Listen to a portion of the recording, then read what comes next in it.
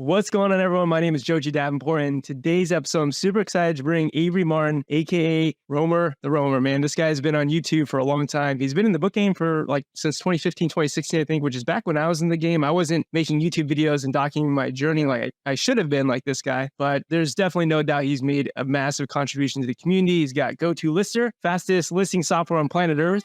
He's also got restrictedinventory.com. He's got, you got starthumble.com, something like that. Yep. The book blueprint, right? So you got tons of things. You've been paying attention, man. You've been paying attention. I've been paying attention. You even got, book selling bootcamps where you bring together people. So obviously a massive asset to the community. Super happy to bring him here. And I'm going to put him on the hot seat because I'm going to ask him some really juicy questions and I can't wait to get started. So thanks so much for being here, Avery. I really appreciate it, man. Let's get into it. Excited to be here, Joji. Yeah, you are a hidden gem in the community. I didn't know you existed. And then you popped up out of nowhere on Steve's coaching program. And it's nice to have, an intelligent bookseller come up. It's always nice to have people creating content in this space because there is a lack of content, in my opinion, in the book selling space, especially in 2023. A lot of the big people who I followed back in the day don't really create content anymore. So it's refreshing to see content be created. I appreciate it, man. That's kind words for you. So first question for you, it's actually about Caleb Roth, right? It's very obvious that, Caleb has been a mentor to you. You said that yourself. You've been in many videos with Caleb. I kind of want to know, what's one or two things that he kind of taught you early on that kind of just stuck with you till this day that just have held the test of time? Yeah, well, one of the biggest things, and I think this is all of our responsibilities as content creators,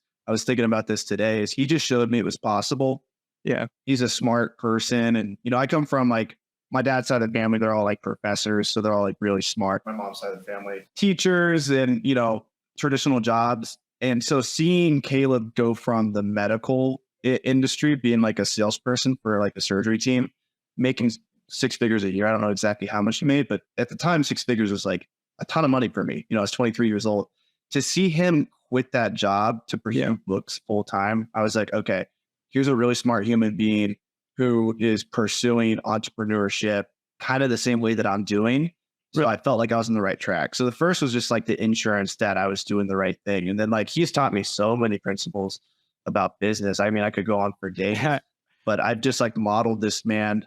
He inspired Miami Sellers Conference because he put on Turn the Page events. And so Miami Sellers Conference is a result of me seeing the value that I got going to his events, networking with people. And again, same thing there. I think the biggest value of these events is you just meet people doing it and you get the confidence yourself to do it. Plus you learn the insider secrets. But honestly, if you just Google stuff, if you just watch all Joji's YouTube videos, watch everyone's YouTube videos in the space, you will find out most of the secrets. But when you hear them in person, it hits different. So when somebody tells you that they made $20,000 selling their books to a buyback vendor, that hits a lot different than if you just see that on a Google search. You think it's a scam if you Google search it, but you feel like it's real if you see it in person. So events was a big one. He's still teaching me to this day, but save money, save more money than you spend. He's getting on to me because I just recently pulled out my retirement leave to put it in inventory. And he's like, you have to put that back. But, did you fill out of a solo, a SEP, a solo 401k? It was a Roth IRA, but I just I've spent a ridiculous amount of on inventory the last few months. And I was just this IRA might make me I don't know, if I'm lucky, $1,000 a year because I only had 10K in it, or I could make 10K with it right now because I'm getting 100% return on my investment. Caleb's no, that's not good. Don't do that. And he's taught me so much. He's taught me so much just by watching him. They say, follow what people do, not what they say. I follow what Caleb says. I also follow what he does. He influenced Go2Lister to be created. I saw him dominating the software space. I gave him a phone call. I asked him for permission to start Go2Lister because I knew it might conflict with Scout IQ and his other business ventures. And he said, go for it. This is a few years ago. And so I went for it. And so he not only taught me how to sell books on Amazon, he also inspired me to start my software company, to start the events that I'm throwing. And literally it's actually kind of freaky, how much I just modeled from what he did. I just wrote a blog post about, he traveled to Oklahoma sourcing books from libraries and thrift stores. And that's what motivated me to live in my car for 3 months traveling the country, is literally that blog post. I was he made $5,000 in a weekend. going to Tulsa, Oklahoma. If I do that, if I get half the results he did, or even a quarter of the results that he did every weekend, then I'll be able to pay for my whole trip across the country and make some profit. And that's what I did. That's so cool. I think there's a lot of truth to that as well. It's just copy people who are ultra successful or more successful than you. Because like you said, even if you only do 50% or 75% of what they do, they've obviously got a system worked out that works. So you just follow that, and obviously, that will work out for you. Now, along the same line, Steve Raiken is somebody who's been big for you as well. Big for me as well. Steve Raiken, all my experiences with him have been awesome. So similar to him, I mean, he's been in the game for probably a decade, maybe even longer than Caleb, maybe not. Yeah. What is a lesson that's kind of stood the test of time that you've learned from him as well? Yeah. So Steve is a little bit different than Caleb. I thought Steve was like, I heard him say that he was making $10,000 a month with books. Little did I know that was sales, but it still motivated me. I was like, wow, he's making $10,000 a month. And like, I remember seeing that video, and like, I remember kind of being angry. Like, I'm like, I don't know if he's lying to me or not. Yeah. And like, that was kind of like my experience with Steve starting out. And then I heard through the grapevine that he made a ton of money through affiliate marketing and through his YouTube channel, like a ridiculous amount of money, like 6 figures profit in 1 month. And I saw him at, again, one of these events, turned the page, and we were doing a Q&A, and he was standing by himself because for some reason, the people at the event didn't really know him. They were like asking all the other booksellers questions. It was like a few other bulk booksellers, and everyone at the event wanted to be like a bulk bookseller. Yeah. So Steve was like by himself. And so I just go up to Steve and like drill him with questions about YouTube, because my YouTube channel had like 500 subs at the time. Yeah. And I think he was kind of like turned off by it, because I was like, dude, can I have your number? Like, let's get work, man. Let's shoot videos. He's like, yeah, man, let's shoot videos. And he gave me his Instagram instead of his phone number. And then fast forward a few months, I actually posted a video of me salsa dancing, and it was a violinist that was bald, and he looked like Steve. So I posted a video on my story, and I was like, I didn't know Steve Raiken could play salsa music. And then I made it past his DM request, like on the request phase, to his actual DMs. And then I didn't lie to him, but I said, hey man, I'm like right around the corner from where you live if you want to shoot videos tomorrow. I was in Washington, DC at a college closing down, sourcing books. That was literally what I was doing. But I was like 10 hours away from him. And he was like, yeah, man, if you're in the area, sleep by tomorrow. So I'd drive 10 hours north. I actually ended up sleeping on his floor, and we shot videos for 4 days. And we decided to make a course together. We actually lived together for a year. We attended a Tony Robbins event, and then we just felt so inspired at the event that we decided to move to Miami, into the Icon. That was the building we stayed at. And just for 1 year, we just like, we built a course together. We worked on just like online marketing. Like, we bounced so many ideas off of each other. And that man has taught me so much. He's like a marketing genius. Yep. And so he's taught me a ton. I would say like the number one thing he's taught me is just like provide value to your audience in a way that's like interesting. So when you make a YouTube video, it's not just about like turning the camera on and talking, which is what I used to do. It's about turning the camera on and telling the people on the other end like what you're about to tell them and what's valuable, and then actually get them results. And so he's taught me so much in that sense. Yeah, I would agree with that as well. Steve is always just someone who's been providing value. I think that's, at the end of the day, that's what matters. Like, why would anyone want to listen to you? It's because you provide some sort of value to them. And I agree completely. Super happy to have met Steve, and also met Caleb not too long ago through your connection with, or you connecting me with him. So I really appreciate that as well. Now, in so many of your videos, even in, book selling camp, like, you're always talking about the importance of building relationships, whether that be actually like sourcing at a local library, going to a thrift store, at a local college, whatever. I'm curious though, do you have any like juicy or crazy stories? Like, what's the craziest thing that's happened from like some sort of relationship you built behind the scenes that maybe a lot of people don't know about? Relationships have saved me so many times. It's actually scary to think where I would be without the relationships.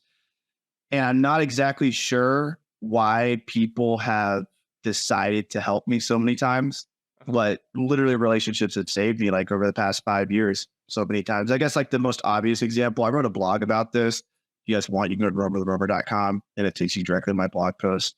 But I wrote about 3 times that people stole from me in the book space. Mm-hmm. And one of the stories I tell about how one of my partners stole from me in restricted inventory. So I started restrictedinventory.com super naive. I was like, oh, I can sell textbooks. You can't. Send me your textbooks. And I didn't really think deeply about why everyone else couldn't sell textbooks, but I could. The reason why is there's a bunch of counterfeits in the system. In any used market, if there's counterfeits that exist, you're going to inevitably sell some at some point. And it's estimated there's like 5 to 20% of books out there are counterfeit. Like it's absolutely ridiculous. Yeah. So everyone sent me their books, and I actually did sell counterfeits inadvertently.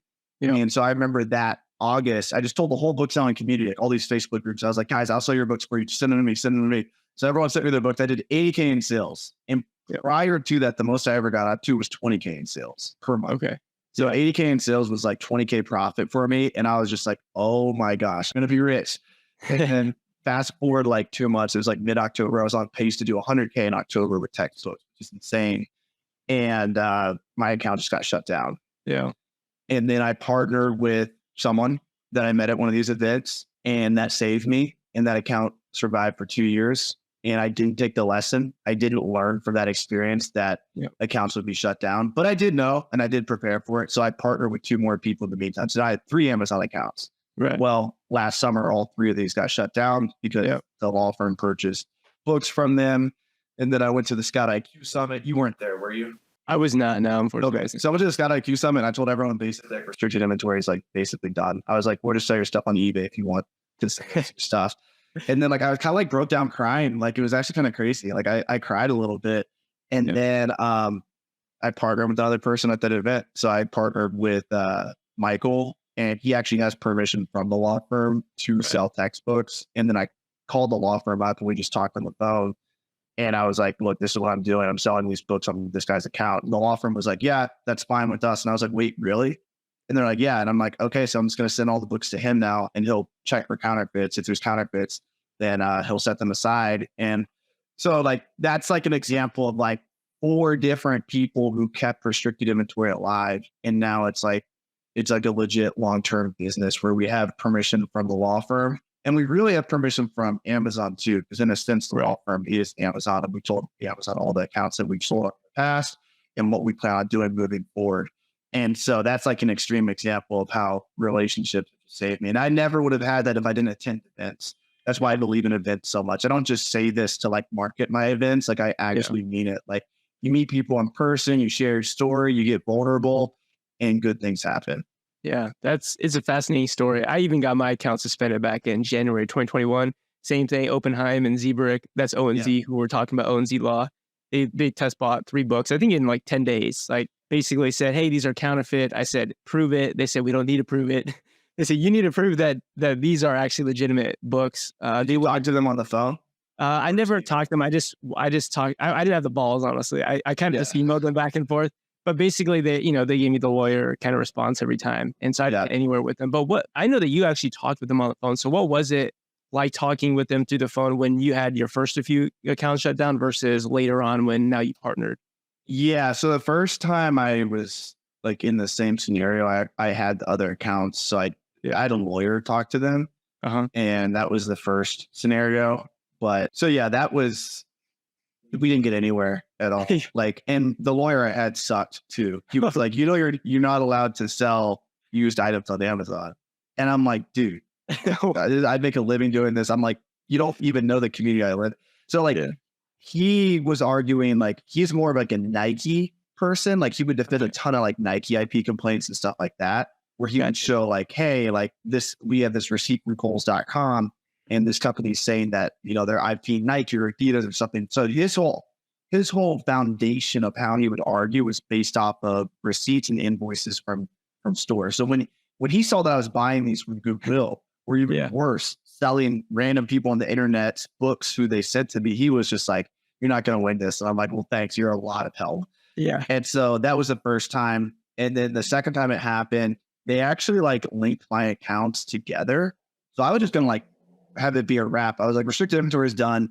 If you want, we'll sell your stuff on eBay, which sucks. We listed 2,000 books on eBay and we sold like less than 1 book a day. Like, it was ridiculous. Like, textbooks just don't sell on eBay very well. If somebody's out there that can sell textbooks on eBay, I'm like pulling the community now. I'm like, do people actually sell restricted books? I saw that on eBay because I tried and I just wasn't able to sell any. But then they pulled like this trigger in the Amazon system that linked all of my accounts together. So like every account I ever had, they knew, because everything that everyone says about accounts being linked together is true. Yeah. Wi-Fi connects you. IP addresses connect you. The same browsers connect you. Ship from addresses. Like whatever it is, it's probably true. I used to not believe that, but they will connect your accounts in any way possible. If you go to somebody else's, and I used to never say this, but if you go to somebody else's house and you log in their Wi-Fi, Amazon does. That's crazy. Okay. So like, I don't mean to scare people out there. I think most of you guys are safe, but my friend Jameson, shout out Jameson Phillips. He like won't let me log into his Wi-Fi, and probably pretty smart because they will connect any way they can. So if somebody like OZ, who has a lot of power with the Amazon, holds that lever on the Amazon saying this account is doing bad things or selling counterfeit, they link 17 accounts together. I don't have 17 accounts. I only had like a handful. And so poor people who got their accounts shut down that are not related with me, I don't know. You know, I'm sorry. But there was a ton of people. My mom's account got shut down. Really? Oh, man. Friend's account, one of Caleb's accounts got shut down. He doesn't sell on Amazon anymore, but literally like 6 people I know got their account shut down. And my mom submitted a plan of action that was like, hey, this is my son. She just like did like, he just has his Amazon business, and Amazon approved it. Wow. One of my employees who was prepping books for me, employee/partner now, he's the developer for Go2Lister, his account got shut down. And literally it's just because he had the same ship from address, and he provided like the most professional plan of action with invoices, or not invoices, but proof that I paid him to prep books for me. And Amazon's like, no, we're not having it. So like, Amazon is, he can't even sell anymore. They're dumb, right? Yeah, exactly. Yeah. So just Amazon's stupidity. They don't realize, I understand what they're doing. They're trying to stop counterfeits in the system. Anyway, that happened. I was like, okay, I have a responsibility to get all my accounts back now. Yeah. And so I called OZ, I called the people on the phone. I was just like, what's up? Like, let's just talk. And so 5 minutes in the conversation, they bring someone else on the phone, and they're like, yeah, we've been watching your YouTube channel. And I'm like, okay, well, I'm not going to even attempt to lie about anything. Yeah. I was like, this is who I'm selling books on their account now. I was like, they're part of your eBay best practices. They check for counterfeits. And they were kind of like frustrated. They were like, what? Like, but then they were like, okay, that's good, but okay. And then like, they were like, okay, like, just keep sending books to him. They're like, just don't sell them on any other accounts. And then I was like, wait, this is like the best thing ever. So that just happened. Great. And so yeah, it was successful. I forget the original question, but I talked with them, and they admitted to watching my YouTube channel, and I just told them everything. And that's how it worked out. That's crazy. Would you say you feel like you have some sort of relationship with them, or no, not at all? I wouldn't go as far as that, but they were definitely nicer than I thought. Like in my head for a couple of years, I just really thought, I think they truly are trying to rid the system of counterfeits. Right. I don't think that they are trying to, I mean, a lot of people think they're just trying to make as much money as possible by restricting Amazon sellers. Therefore, more people buy books from them new. Yeah. But the people I talked to on the phone truly sounded like they were like looking for counterfeit books, and counterfeit books are a huge issue. There's a ton out there. And sometimes the counterfeit books are like better quality than, which is crazy, right? Regular book, which makes it very difficult. Like if you're selling medical equipment and it's counterfeit, it's almost certainly not going to be better than the original. Yeah. But now we have this IP issue where it's like the same intellectual property in better physical condition. Right. But what do you do, right? Not from the manufacturer, you know? So it makes it very difficult for them. And obviously they're losing money from it. And so yeah, but it sounds like they truly are looking for counterfeits. So now that you're working with an account that actually is part of that coalition, I forget exactly what that coalition is called, but I know that there's a handful of these larger sellers that they're basically, they've got the okay to sell books, and the textbooks specifically. And the reason why they can do that is because supposedly they have a way to vet the books and check for counterfeit likelihood, and also deem if a book's counterfeit, and if it is, send it to the law firm or wherever, right? So I guess my question is, have you ever been to any of, like, the person that you partner with specifically, have you been to the warehouse? Like, how are they training? It's impeccable though. Caleb said it was like Caleb's actually been? Yeah. Caleb. I'd be interested to know, like, in what way are they training their employees? Because I can't imagine that their employees are more than like barely minimum wage job workers, or I mean, maybe more than that. But it's like, you're right. A lot of the counterfeits are very close to like actually. The main thing they do is they just keep an actual copy of the new book. And so they have to purchase probably like $20,000 to $50,000 worth of textbooks just to get started. And they use like the new textbook to compare against like any book that they have. So they always have to have an authentic book that they're checked in for on hand. And so you think that they actually do follow that practice? Like you think? Supposedly, yeah. It's a lot of books. The only reason why I ask is, the only reason I say is because like, this is not the same thing, but here's an example of like a book I bought from, I can't remember who it is. Maybe, I think it's either World's a Book or Second Sale. And it's, they're still selling books that got instructor's evaluation copy, not for resale, which is not a counterfeit textbook necessarily. Like it's still got obviously like the authentication sticker on it. But the point is like, they know that that's a book that they shouldn't sell, but they like still sold it to me. Right. So that's why I'm always wondering is like, really how much is actually being, observed and versus how much is kind of just being swept under the rug, which I don't know. And leads me to my next question is, do you think Amazon plays favoritism for larger sellers? Sometimes. So there's a story about Half Price Books got suspended like 10 years ago, maybe. Mm-hmm. And maybe it was less than that. And they had no Amazon rep. They were shut down for several months. One of the biggest book companies in the space was shut down for several months. Now, I don't think they had any relationship with OZ. That's probably why they got shut down. Okay. So I think Amazon plays favoritism if you have a relationship with a law firm that is claiming, or a brand that is claiming the items you're selling. Interesting. I think Amazon tries to avoid lawsuits at all costs. And if you can prove that you are on the same team as the brand, that makes sense. Brand registry, or through permission from the brand, like the law firm gave permission for my accounts to be released. Like anytime you can prove that, hey, this law firm that's threatening to sue you guys is actually okay with me selling the products, then they're okay with that. Yeah. And my partner does have an Amazon rep he can talk to at any time. Amazon goes back and forth with different programs. You used to be able to pay like $1,500 to $2,000 a month to have a rep. I don't know if you can still do that or not. Crazy. But out of all the Amazon accounts I have, one of them has a rep, and it's a newer account. And it just makes no sense at all. It doesn't do a lot of volume, but I have a rep on that account. Like she called me and she was like, "Hey, I'm your official rep. We're trying to make sellers happy," or blah, blah, blah. And I'm like, wow, that's cool. And then like my OG account, nobody. That's crazy. So I don't really think it's a correlation between how much you sell. I think they're kind of like randomly selecting accounts. I think newer accounts. Do you have an Amazon rep or no? I don't know. Not that I know of. I don't think so, no. Yeah, I'd be curious in the comment section what people would say, but there's a lot of new accounts that have reps. So it kind of seems random, but I know at a certain point, like if you get in with the accuser, whether it's the law firm or the brand, you can get more direct communication with Amazon. And I think my partner pays a premium to have a rep. So some people do. But Half Price Books is a huge company, and they had no representation at all. Yeah. So going back to restrictedinventory.com, by the way, if you got restricted books out there, sell them to this man right here. Should people be concerned if, like, let's say they think they have a book that is counterfeit? Should they just send it to you anyways? Like, what's the worst case that can happen? Like, let's say so that is counterfeit. Are they going to be like ratted out to? No. So we won't return it. They'll get notified that the book was counterfeit.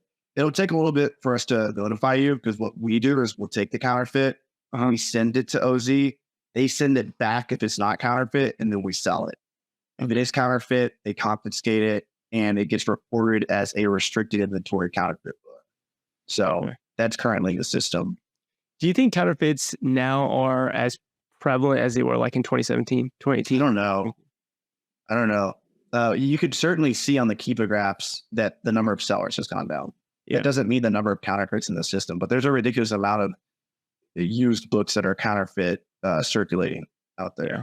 And I've been approached by Indians trying to sell me counterfeits. Really? Like that's my YouTube channel. They'll like reach out and send me like David Goggins books. And I accept it. I'm like, send them to me so I can like show my YouTube channel what they look like. That's crazy. I don't know, man. That's a good question. I mean, a lot of people had not a lot, but there have been, if you look it up, there's been a lot of lawsuits against people selling counterfeits. You can tell when somebody's like actually trying to sell counterfeits versus just like accidentally. Yeah. You know, I didn't, when I got suspended, I didn't even know counterfeit textbooks were a thing. That was back in 2021. I wasn't doing this full time. I mean, I'm not even doing it full time now. I was doing maybe like 30 to 50K a year. I was just kind of, little side hustle thing, but I didn't even know. Do you think, so this is why I tell people about counterfeits, because people get freaked out about counterfeits. I tell them, if you're restricted in the main textbook category already, I don't really think you have much to worry about. Would you agree with that? Yeah, I agree. Okay. I've not heard of one person who has gotten in legal trouble who was already restricted. Right. Yeah.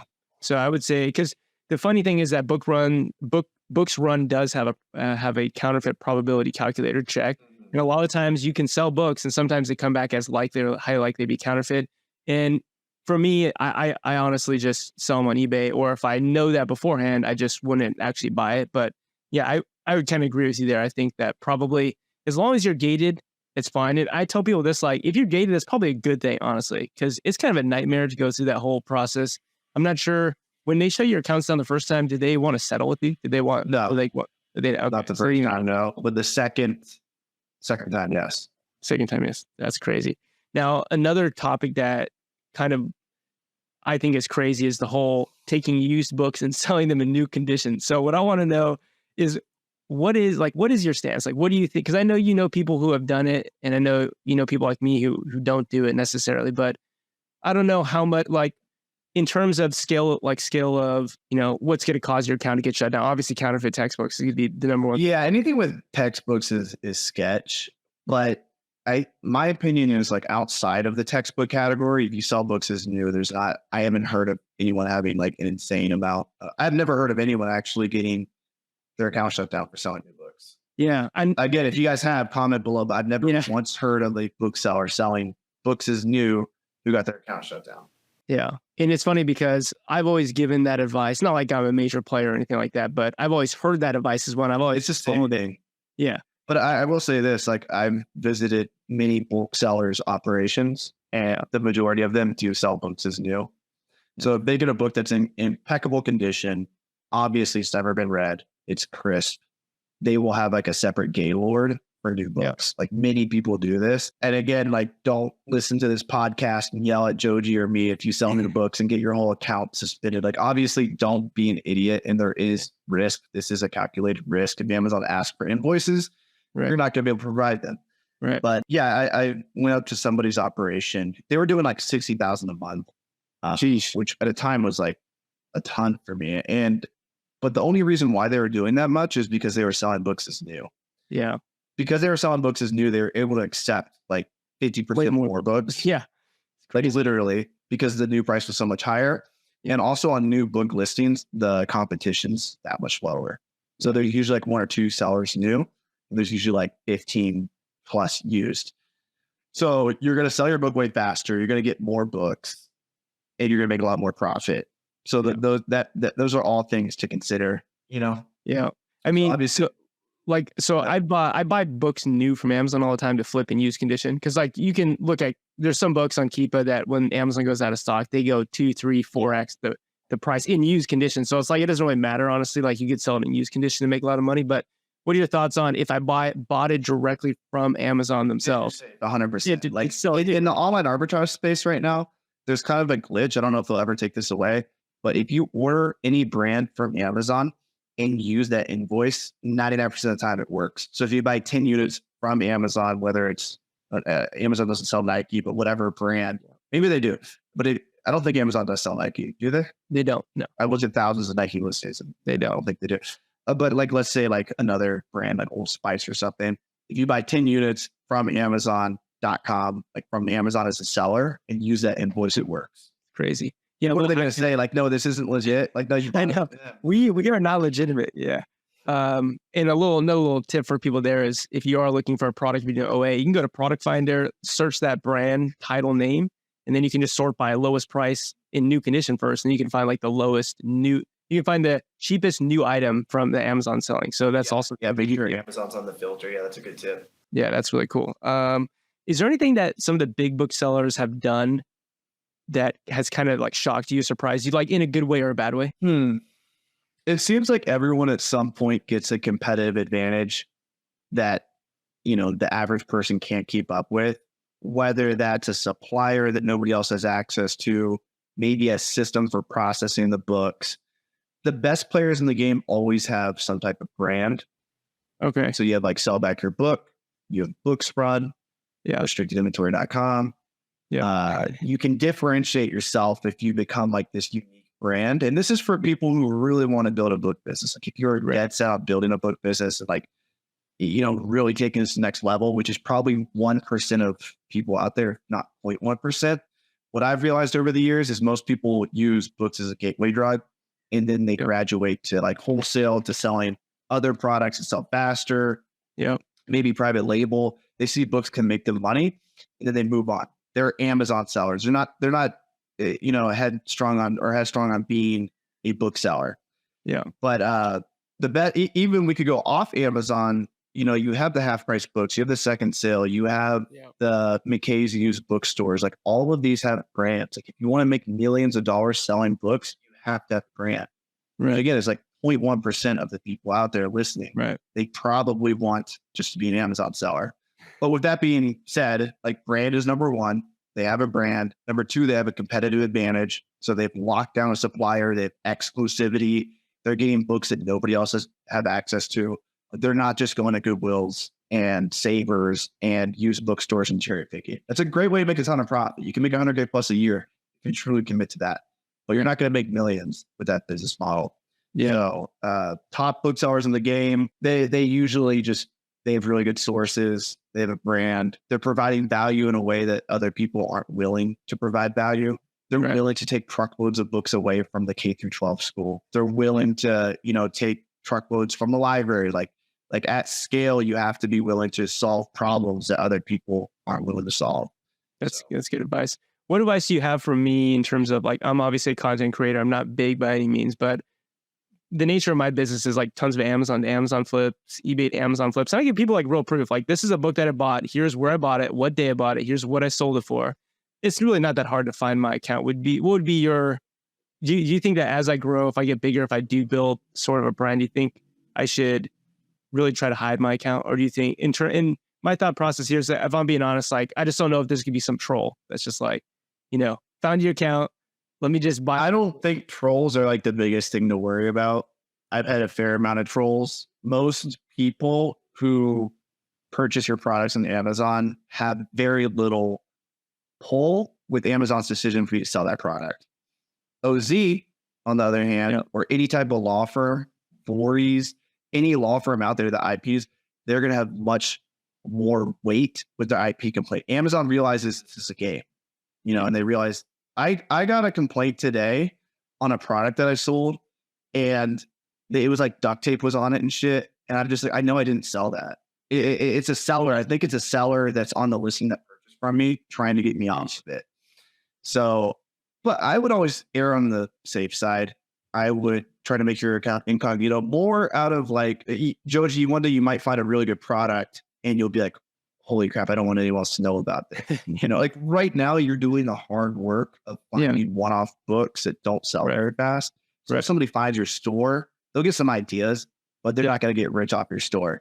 But there's been a lot of content creators in the space that me and other people have found their products. And it's actually like, holy crap, like if we get a good relationship with a wholesaler, we could sell the same product they're selling and make a ton of money. That's great out. So like storefront stocking's a thing. So I would personally err on the side of caution. And like, if you do find a good product, I'd probably just set up a separate account. There probably are people already out there that know you now. Oh yeah. And so I have a completely incognito account that no one would know about. And that's where I sell like my best products. So, yeah. It's pretty cool. And you can easily just call Amazon and ask for permission to set up a second account. Yeah. Okay. Yeah, that's good. Now let's transition. I know obviously selling books has been like instrumental into your success, like for your success, right? You started traveling the country, you're able to pick up books for super cheap. ROI on books is crazy. A lot of people don't really talk about the importance of reading books though, not just selling books, but actually reading them. So I know you're an avid book reader. You're always thinking of ideas. So what are like one or two books that really change your mindset about business that has helped Go2Lister, restricted inventory, like help you launch those things?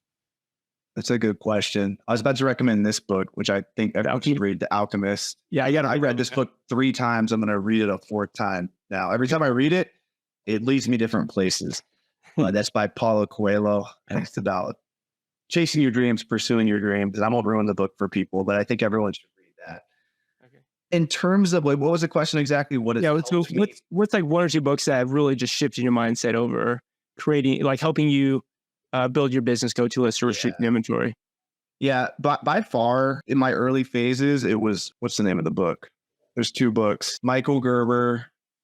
Is it The E-Myth? Is it E-Myth? E-Myth was the first one, and that just I completely work everything in that book. And then shortly after that, I read Work the System, which kind of solidified everything by Sam Carpenter.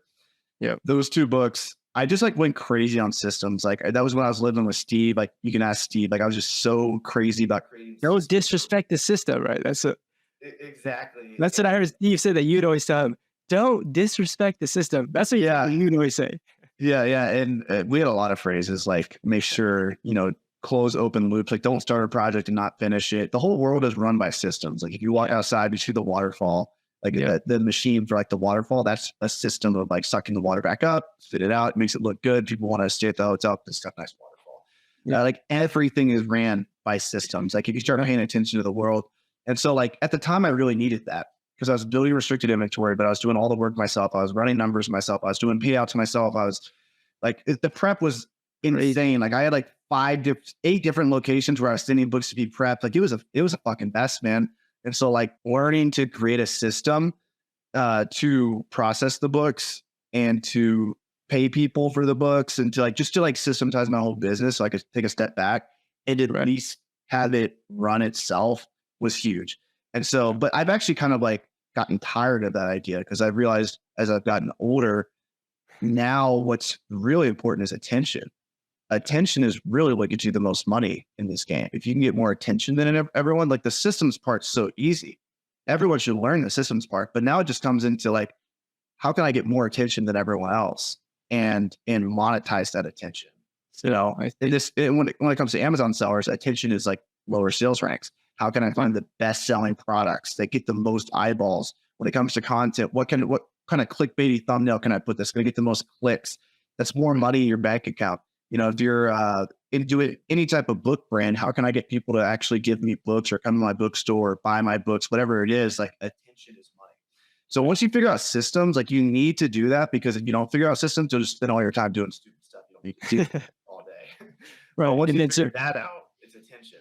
So now it's the input, right? So you got the system set up. Now it's how do we increase input? It's fascinating. Exactly. Yeah, everything in life is all positive and negative feedback loops. So yeah, definitely interesting. Talking about systems, you're building a sort of different system, a software, Go2Lister. And I'm sure, I don't think you have a background in software or engineering, right? So what are some of the things that you learned from having built this project that you're just like, dude, that was crazy? Like, I'm sure it's a whole nother world. What are some of the things that have kind of stood out as being like very difficult, challenging?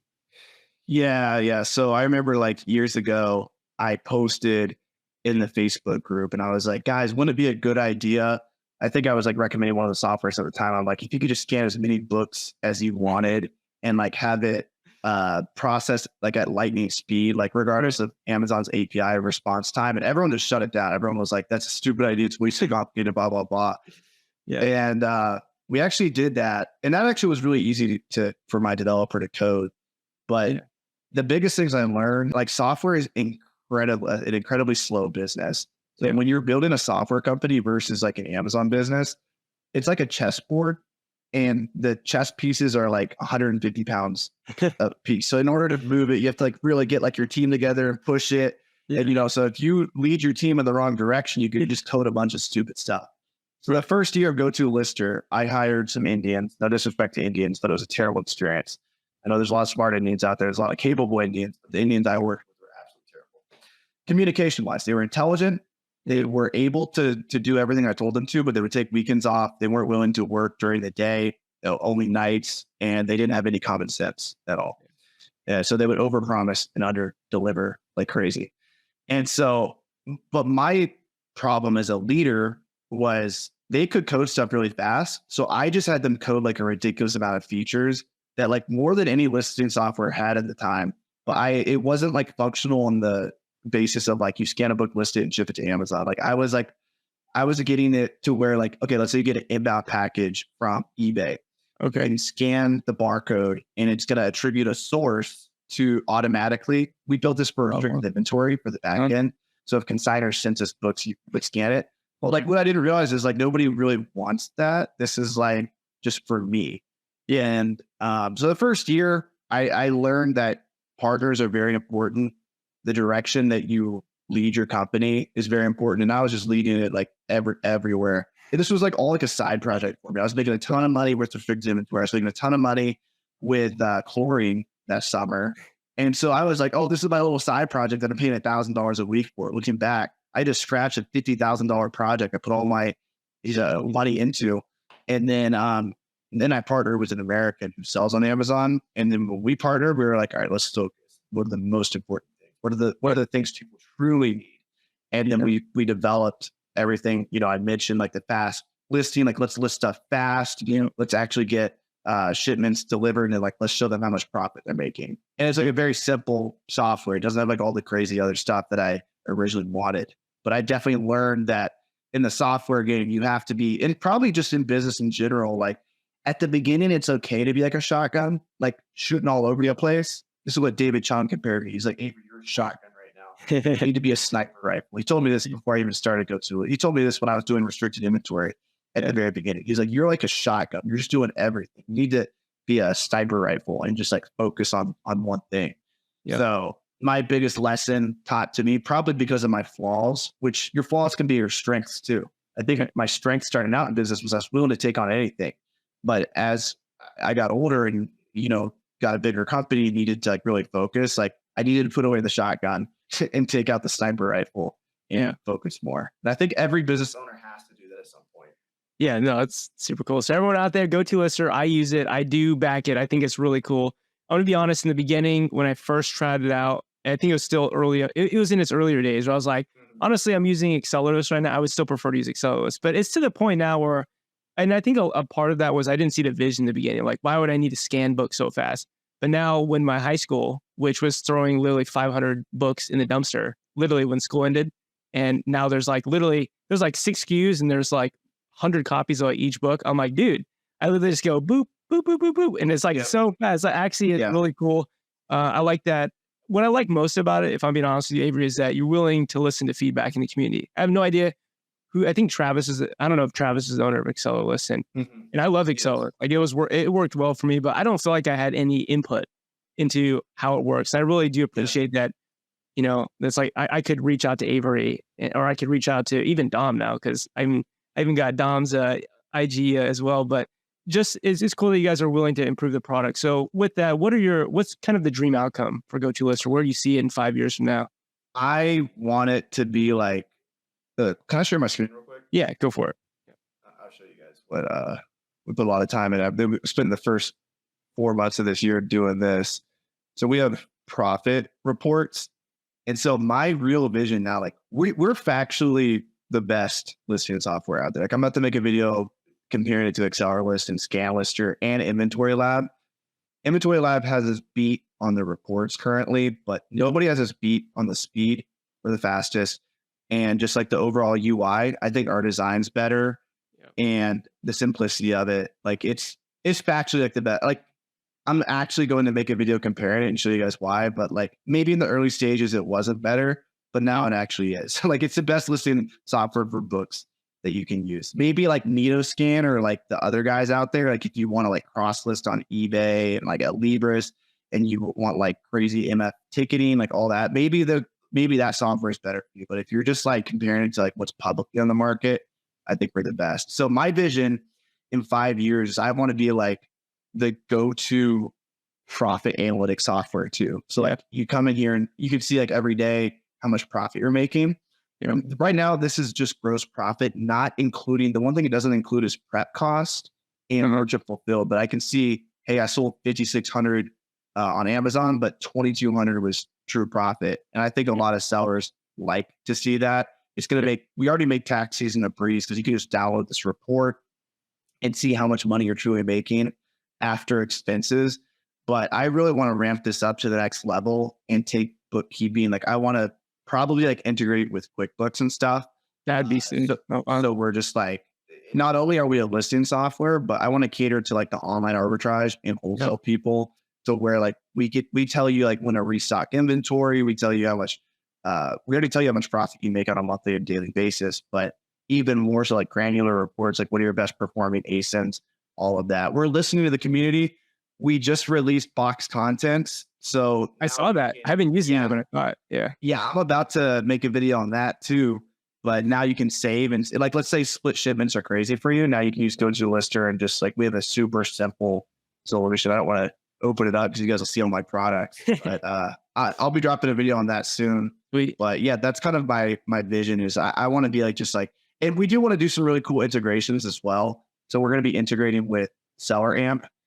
And so I want, there are some softwares out there that kind of have like a full circle solution for booksellers. Okay. I don't have aspirations to do repricing yet, maybe at far in the future. But what I want to do is right now we're kind of like partnering with Channel Max in a sense. We don't have like any integration yet. But I have a repricing system that I believe in. And so anybody who uses Go2Lister, I give them my repricing template for free and they can get that set up with Channel Max and that helps them reprice. So there's a lot of like NitoScan is known for being like an all-in-one solution. They help you scan books, they help you list books, and they help you reprice books. So what I want to do is I want to be able to help people. Maybe we'll integrate with like Scout IQ in the future or something, but I want to have two partners like repricing and sourcing and then us be the listing. So we hold everything together. So like when you use our software, the Seller Amp integration, the way it would work is like you source online arbitrage products, you export it directly to Go2Lister, which is coming out in a couple of months. We're going to talk with them. We're going to roll this out. And then you know how much inventory you purchased that's inbound to either your prep center or you. And then you know how much inventory you sold. Therefore, you know what you should restock, things like that. Like just everything in one place. And then on the repricer side, I'm having Channel Max and Be Cool kind of duke it out. I love the Be Cool guys. Yeah. Channel Max guys. Great. I like them too, but it's super easy to talk with the Be Cool guys. I just want to make sure their software is like legitimately the best solution for our users.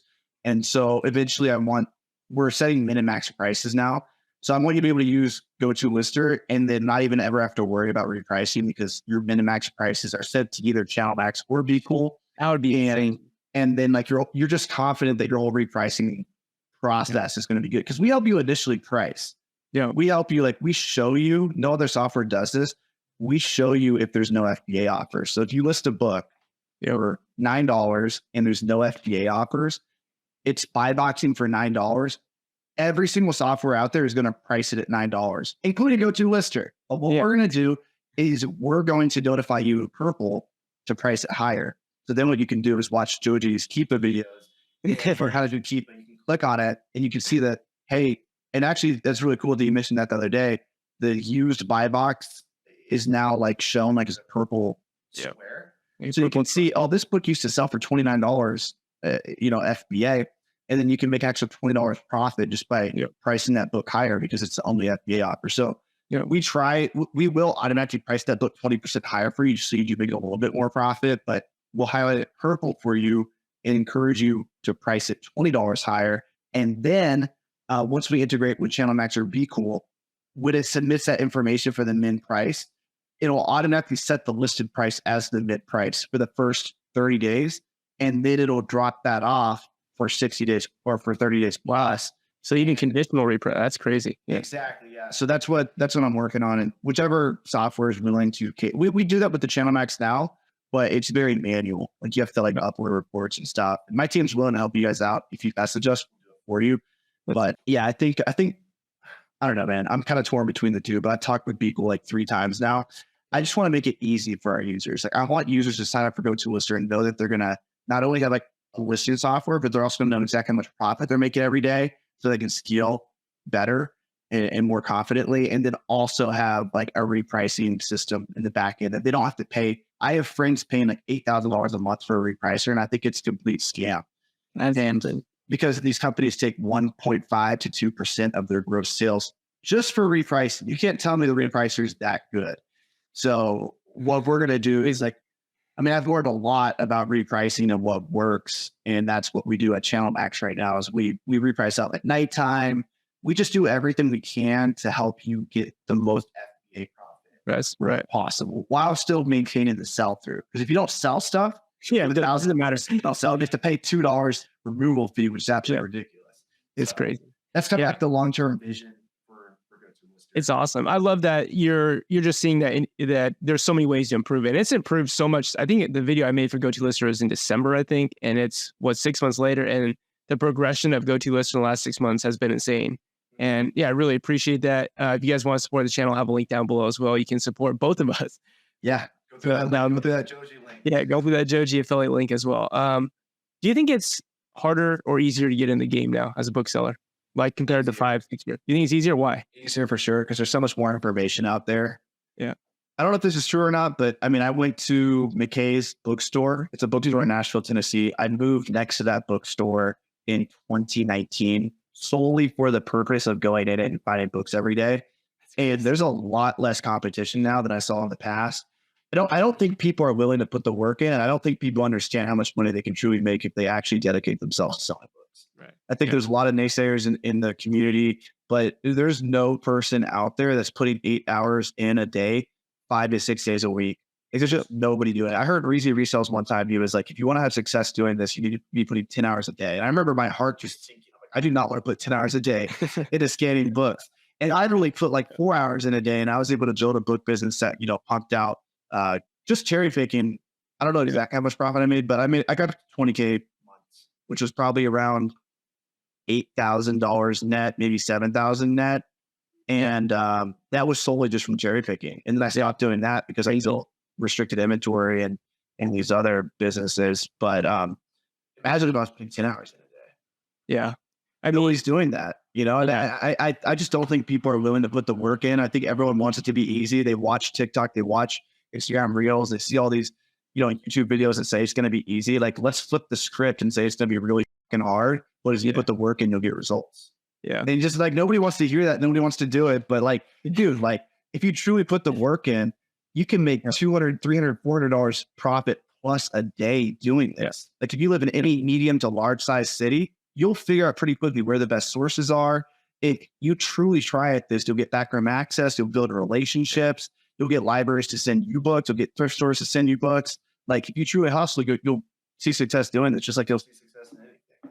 Yeah, very cool.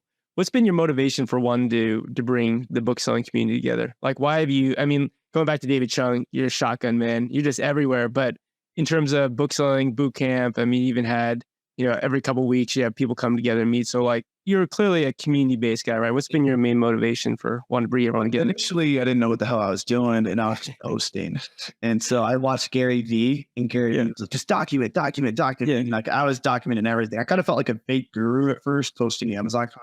I really didn't know anything. I remember like I was like outside of Walmart one time in 2018, and like I made a video, and I just felt so fake making it because I was like living in my car, and I was talking about something other than books. I bought like some clearance items. I didn't know if they were going to sell or not, but I was just documenting the journey, but I still felt like fake. I'm like, somebody's watching this out there. I don't even know if I'm going to make money off of this, but like, I wasn't like preaching to them, like, this is what you should do. But I just got so much success from that, just from the community that not even that I built, but that I got connected with. And then like, just back to the turn of the page, like meeting Kayla, meeting Matthew, meeting David, like all these people, like they're now like my best friends. Like, like even if I don't make any money from my audience, it's worth it. And now it's more selfish. Like obviously I'm throwing these book selling boot camps to grow Go2Lister and restricted inventory. So now it's like more selfish, but at the same time, I realized that I'm only going to get paid if I actually help people build their businesses. Right. So just like Turn the Page helped me build my business. I thought there's virtual events.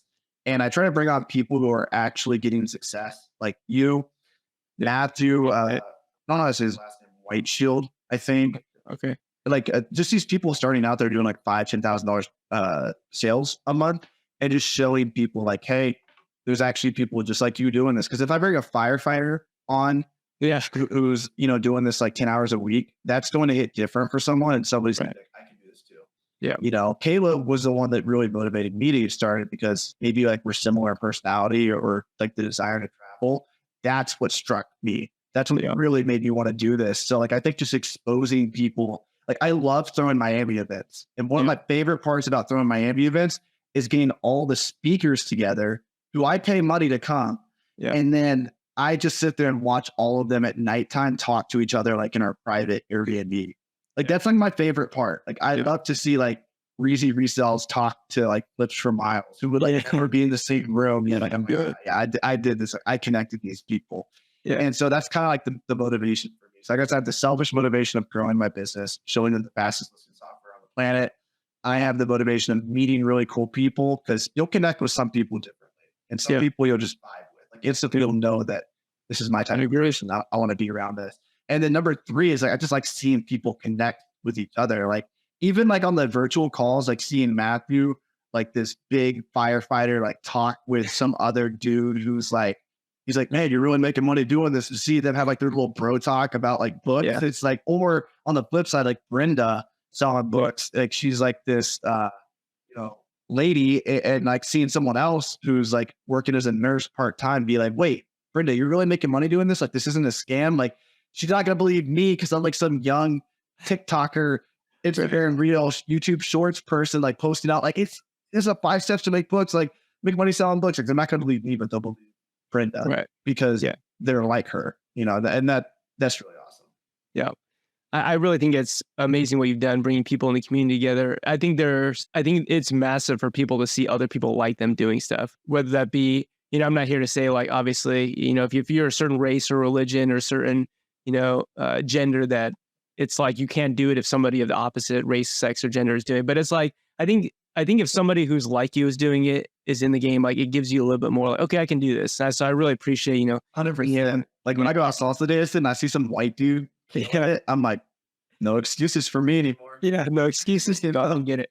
All right, dude, this has been awesome. It's getting to the hour mark, so we don't want to drag on too long, but I definitely do want to have you back multiple years in the future because you're a great guy. I think massive value add to the community. I'm excited to see where Go2Lister goes. So just before we end the podcast, where can people find you if they want to get in contact with you? Romer the Romer everywhere. You can go to romertheromer.com. That's my blog. You can go to Romer the Romer on Spotify.